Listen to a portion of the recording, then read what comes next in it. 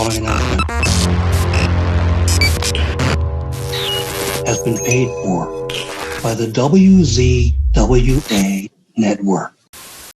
Hello, everyone, and welcome to the WZWA Network and my review show here of Impact Wrestling's Rebellion pay-per-view here on what was April 23rd, 2022. I'm flying solo here right now.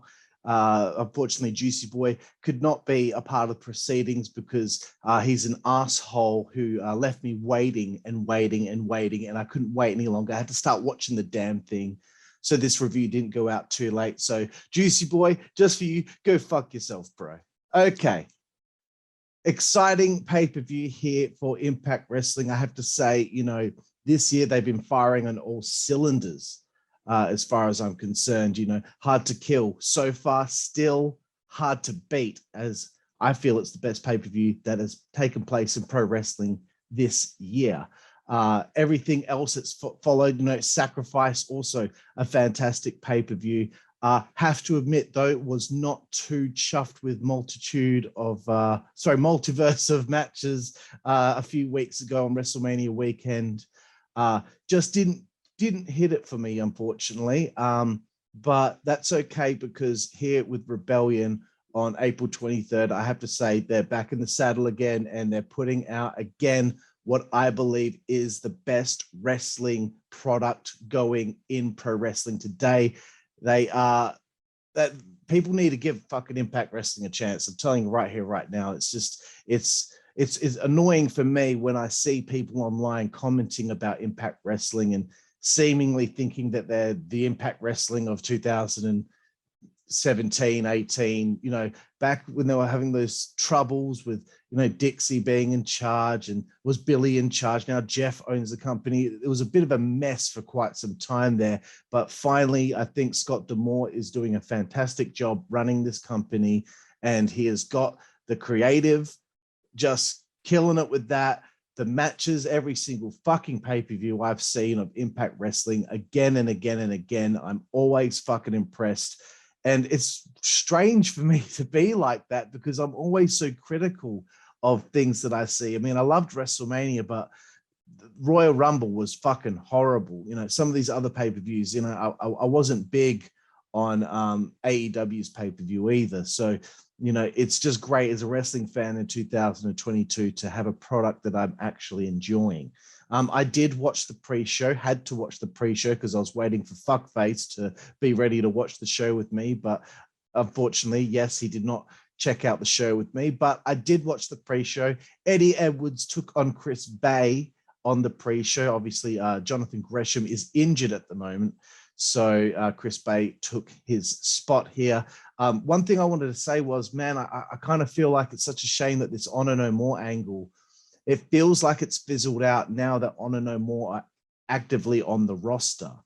I know that there's still a menace in the company, but it just feels like it's not as special as it once was, because now they're kind of just like a part of the roster. They're just a part of the act now. Whereas I kind of liked how separate it was, and it had to get to that point. Obviously, there was no way of avoiding that. But again, also a shame that, you know, they are Honor No More. It isn't actually Ring of Honor, so there can't be some sort of invasion angle, which I had hopes for. But you know, as time wore on, I realized it doesn't make any sense that because they're Honor No More, they're not a part of Ring of Honor. But again, I really hoped that there was going to be some sort of mixing between the two companies, but it is what it is. I just hope that they can keep us on our toes with this group. I didn't see PCO on the show, so I hope he's still around. It would be great to see more people show up and see this become more of like a super faction. We haven't seen a super faction in so long in pro wrestling. Anyway, get to the match. I liked Eddie Edwards in his new gear. He no longer looks like a 12-year-old breakdancer. The crowd were hot for this, obviously, in Poughkeepsie. They were, you know, fanging for a good wrestling show here. The good thing was I couldn't tell who was going to win this at certain stages of the match. They really built it up well. Eddie gets the victory, and it was not bad. Moving forward, Knockouts Tag Team Championships. The Influence, Madison Rain and Tennille Dashwood, sorry, taking on Iinspiration, Cassie and Jesse. This story's been going on for some time. I am a little sad for the guy. I can't remember his name, but he was with the Influence, and I guess he's now left Impact Wrestling. I thought he was a good pawn in the story between these two teams. Liked the beginning of the matchup here. I like the fact that the Influence attacked Iinspiration whilst they were posing, because I was thinking to myself, at this point, I think Iinspiration should be so pissed off with the Influence that I don't think that it's necessary for them to be posing like that in the ring before the match. I reckon they should have gone out there, walk into the ring like with purpose, like this was a serious situation, but that's okay. That's just me nitpicking. I thought it was a great match. They got me with a false finish when Tennille hit a move, I believe she calls it the spotlight. It's a running kick to the head. I thought that might have been it, but they got me. So that's good. Good work, ladies. They got me again with the spin kick from Cassie for a false finish. I thought that they might have won the belts there, but you know, I will say the spin kick was a little messy, but again, nitpicking. The Influence hit the collab, get the victory, good finish. They probably should keep the belts for a bit longer, but it will be great to see more women's tag teams join the company, because right now you kind of got Decay, you got the Influence, you got Iinspiration. It feels like you might need maybe 3 or 4 more tag teams. I know how hard it is to have all those people on the roster though, and that's a lot of money going out if you're not using everybody all the time. But just a thought. And Tennille Dashwood is hot. Just wanted to say that because I have to get it out of my system. She's hot, man. Can't get over it. Okay, Rebellion, the pay-per-view itself finally begins. There's no fucking around. That's what I like about Impact Wrestling. It was just a video package, boom, first match. That's what I like. That's what I need. Okay, I remember pay-per-views back in the day with the WWF. This is how they used to do it. It used to be package, open the show, get into the action. Next match, you get a package again to bring you up to speed on what was going on and how we got to this and how we arrived to this situation between whoever was having a match. It's really not hard. I don't know why WWE have to plod along so much with all their bullshit. It really is painful as far as I'm concerned. But Impact are nailing it right now. They understand that a formula that works, well, you just keep using that formula, right? Not like the WWE with their fucking Hall of Fame. You know what works. You know how the WWE Hall of Fame works, and you keep changing it. This year's Hall of Fame was so fucking insulting that they just did it after SmackDown. I'm sorry that I just went on a rant out of the blue on this, but it's been stuck inside me for the last few weeks. It really fucking pissed me off that they had to have the wrestlers sitting on the stage. No, it needs to be in its own building. You need a stage, not in the fucking ring. You need a stage. You need Jerry Lawler fucking hosting the thing, and you need to have it the way that it was. Okay, and the first 100 rows, whatever, is just wrestlers and former Hall of Famers. Every time someone says something funny, you cut to someone's reaction. That's how you like it. So it fucking bothers me how they keep fucking with things that already are working, and that's what Impact do right. They know something that works and they do it. Okay, let's get on with it. Jay White, Steve Maclin, Chris Sabin in a triple threat match. First pinfall for a finish here, not a three-way dance. Again, I was not impressed with Jay White versus Chris Sabin at the multiverse of matches. I found it to be a boring match, which is interesting considering I thought that Jay White against, what's his name? Sabin's tag partner, Alex Shelley. Fuck, man, what's wrong with me? I thought they had a great match. So yeah, I was surprised that White and Sabin didn't do it for me at the multiverse, but this wasn't bad. I feel like I've seen this kind of match a lot lately, though. These multi-man kind of triple threat or multi-man matches. I think Maclin is a star of the future. We need some character stuff coming from him. I'm sure that's coming in future. because Impact Wrestling, again, know that that's important and they emphasize it. They make an effort with it. Look at what's happened with Josh Alexander. Great character development over the last few months. That's what gets you invested in people, is getting to know who they are and what their background is and what they're going through. And if something happens to them and it fucks with their perception, you have to see that come through the screen. You have to see these things that affect people, because that's how you get invested in them. Maclin crashing to the outside on that missed spear was nuts. But I'll say, what a great finish. Sabin, Jay White the fuck out. Obviously, they're keeping Jay strong at the moment because Maclin came in for a pin, rolling up Sabin, and I pumped my fist over. I was like, good, because I just thought, oh, Jay White's probably going to win because he's protected. You know, and that's something that annoys me about wrestling, is like, especially with AEW, like, you know, people aren't going to lose at certain points because it's just foregone conclusions up and down the fucking show.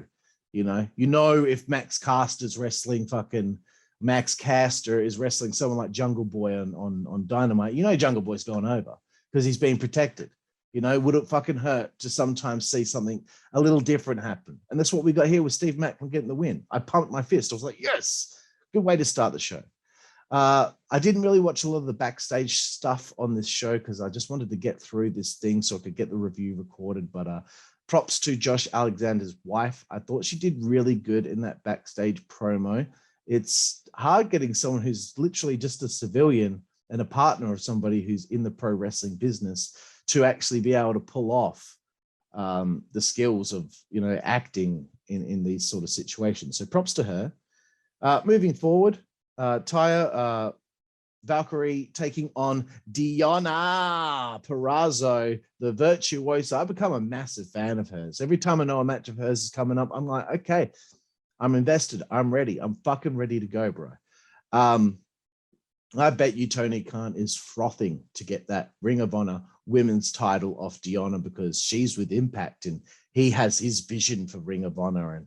And you know, you saw what happened at Supercard of Honor. You saw that he took all the belts off the Ring of Honor guys and he's making it fucking AEW's developmental territory. And I just think that's a mistake. I think that hurts the essence of Ring of Honor. And I bet it annoyed him that she didn't work that pay-per-view instead of the multiverse of matches. But hey, she's under Impact contract. And, you know, if you want to fucking shock people, Tony, and you want to do a good job of booking, if Deonna faces your fucking interim champion, Mercedes Martinez, I'd have Deonna go over. And I'd have like an angle where Tony's trying to send women over to Impact to get that belt off her because he can't get her to Ring of Honor unless, you know, a title defense has to happen in a certain amount of days. But it'd be great to see something like that take place. It'd be great to see, like, you know, a thing going on that floats over from company to company. Not like the fucking Kenny Omega angle with Impact Wrestling, which was fucking stupid and made no sense. And if you disagree with me, I'd love to have an argument with you about it.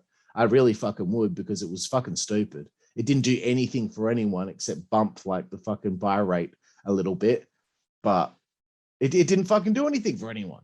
Like, it didn't help Impact. It didn't do anything for AEW really either.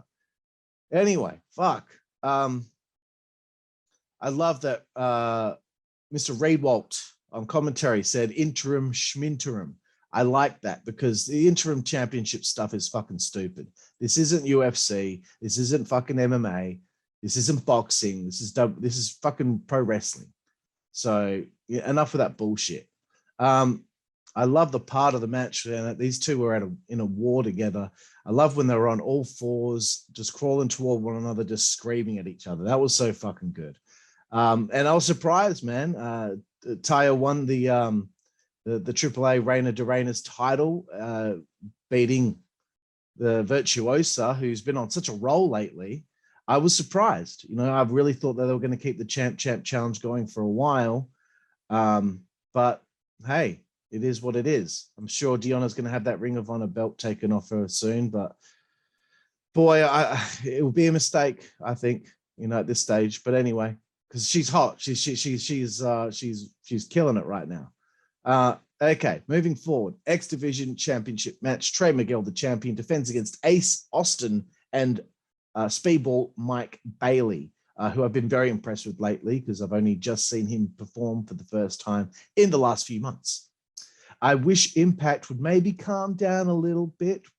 You know, I don't want more than one triple threat match a show. That's just me, but I get it. This has a storyline purpose, though, and it's a great storyline. So, okay, not a problem. I'll let that slide.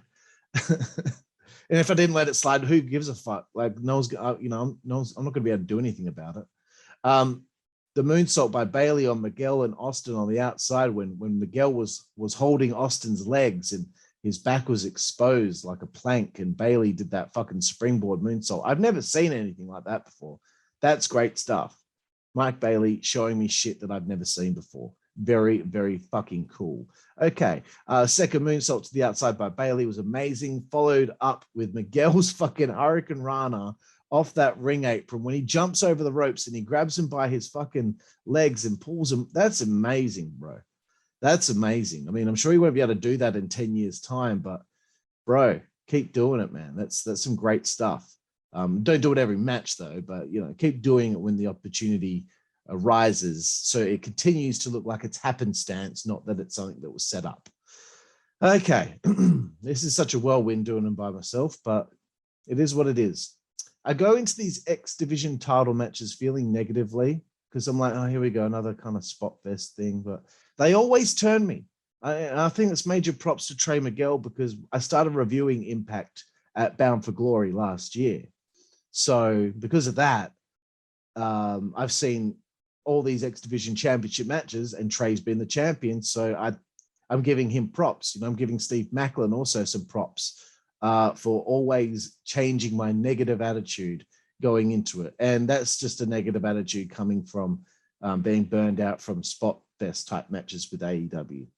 I don't know what it is, man. Impact, whether it's the agenting, I don't know, but they seem to get this kind of match right. Ace Austin grabbing Brian Hebner after the Meteoria was great drama. I didn't see it coming. And I didn't see Trey Miguel losing the belt here. So Ace Austin picking up the victory, becoming the new X Division champion. It'll be interesting to see where they go from here with this story. Moving forward, Tomahiro Ishii taking on Jonah. I thought Jonah needed to win this one. I mean, Ishii beat Eddie Edwards, didn't he, at the Multiverse of Matches? If I assume he's going to be sticking around for a while, I assume. But like, I think, didn't he just lose to fucking Adam Cole in AEW? I just don't agree with him getting the victory over Jonah here.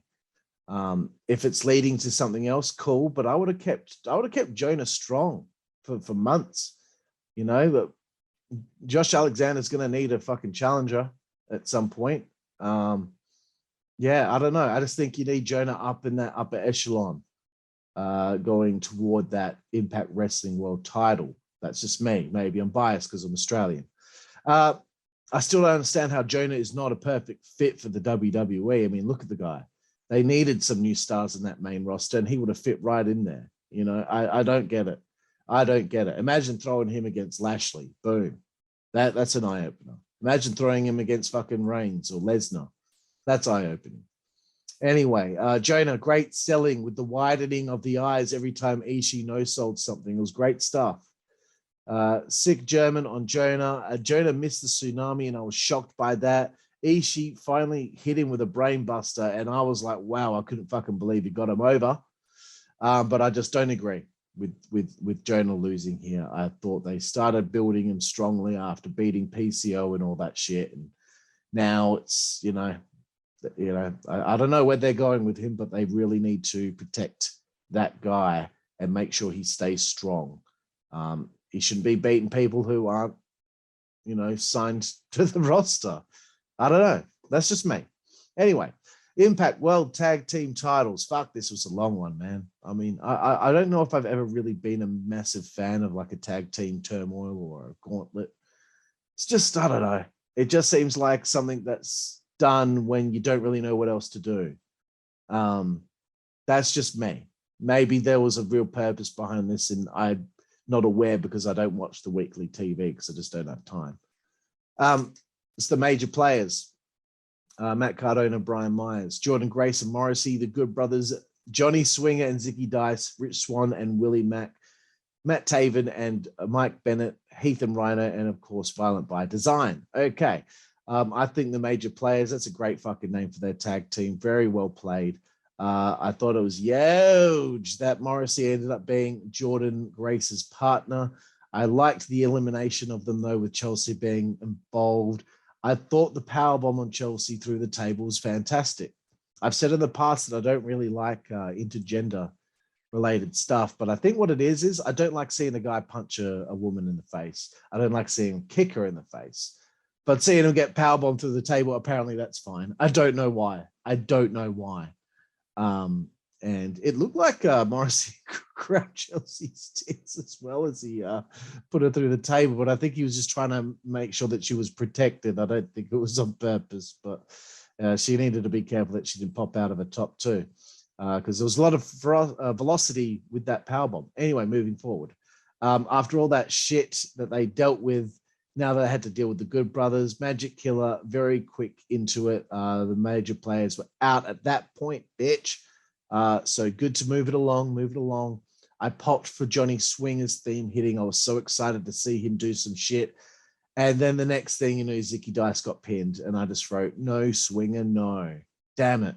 I've been waiting for months to see him perform, but he hasn't been on any of the pay-per-views. Anyway, fuck. So good payday, though, for Johnny and Zicky. Swan and Mac were out next. This is probably the best part of this tag team gauntlet match. There was a hot start with a double dive. I really was thinking at some point, man, I hope the Briscoes surprise us and pop out here in this, but it didn't happen. Swan needs to stop clapping his fucking leg when other people hit him. I get it when you hit people, but when they hit you, you don't. Enough, bro. Please, you're killing me. Mac and Swan got eliminated. That was a great match in the middle of this whole craziness. Taven and Bennett, a quick elimination of the Good Brothers, which made sense because of the psychology of how much they were worn down by that point after dealing with Mac and Swan. So thanks to the craziness of the interference from Honor No More, this is just great stuff. Rhino and Heath were out next. I thought Matt Taven hurt his neck. He must have got me. Must have been just really good selling. Gore, Rhino, and Heath get the shot at the champs. So that was, to be expected, because I don't think Taven and Bennett are sticking around much longer, because Maria's been talking about going back to Ring of Honor. So who knows? It's a shame. It's a shame because this Honor No More story was really great. And I feel like it's kind of spanner's been thrown in the works with it at the moment. But anyway, Violent by Design come out. Great back and forth. They retain. Great to see the pile driver in pro wrestling. I was hoping that, okay, the Briscoes weren't in the match. Maybe they'll come out and attack. Maybe they'll come out and brawl with Violent by Design and, stake their claim to want a shot at the Impact World Tag titles. But I guess we'll have to wait as it pertains to the Briscoes in Impact. Okay, 2 to go. Shit, man, it's a whirlwind. Impact Knockouts title. Tasha Steelz with Savannah Evans taking on Rosemary with Jessica Havok from Decay. It was interesting for me seeing Rosemary move into a title program at this point, considering she's mainly been in this tag team the last few months. Now, I don't know the whole history of her time in Impact, but, and I don't watch the TV, so that I'm sure Impact have done something to have made it make sense. I like that Jessica Havok couldn't handle her own anger and ended up getting ejected. That was cool. Steelz is who Red Velvet wishes she could be. I'd like the part with Rosemary biting Tasha on the ass. Great spot. Rosemary, very impressed with her. She's constantly in character from start to finish, from go to woe in every match I see her in. They almost got me with that mist to Savannah's face and the spear on Tasha Steelz by Rosemary. I thought maybe they got me. They got me. Well done. Because this was a foregone conclusion. There's no way Rosemary was taking the belt off Tasha here. Not with all the other title changes that had taken place on this show. Yes, so it was a foregone conclusion, but at least they kept me guessing Tasha Steelz retains. Okay, finally, we get to our main event of the evening, motherfucker. And it is the Impact Wrestling World Heavyweight Champion, Moose, taking on the one and only Josh Alexander, the walking weapon himself. All this build-up and storytelling to get from Bound for Glory to here. It's not often in wrestling these days where a company sees a vision through correctly and tells such a beautiful story that they don't blow their load on within a couple of months because they have a terrible attention span, or they have an owner of a company that has no experience in creative writing and shouldn't be doing it in the first place, or an owner of a company that's like nearly 80 years old and doesn't know what's cool or what's good and rips up scripts at 4 p.m. on a Monday. Fuck you. Okay. This is where it's at, motherfucker. This is storytelling. This makes me give a shit. Moose is money. Digging the psychology of it early on, the mind games, bro. The mind games. Moose wanted to get in Josh's head. Josh would not let it happen. Great stuff. But Moose had to figure out, how do I get inside his head? Well, he seeped right in there by bothering Josh's wife at ringside. The complexion changed after that because Josh lost his cool. What a war. It took a while for Josh Alexander to get his head back in the game, and boom, 10 German suplexes later. Now it looked like it was anyone's fucking ball game. Great counters, great drama. He hit Moose with the spike. I think it's the C4 spike, he calls it. After a great build-up, the foot on the rope, tremendous fucking drama, bro. Love it. This match is better than Cole versus Hangman. This was better than Lesnar versus Reigns. This has been the best main event of a pay-per-view this year, as far as I'm concerned. Well done, boys. The exposed turnbuckle shot that Josh took, that was fucking hectic, man. You know, if he has a surgically repaired neck, that's tough. That's some tough shit.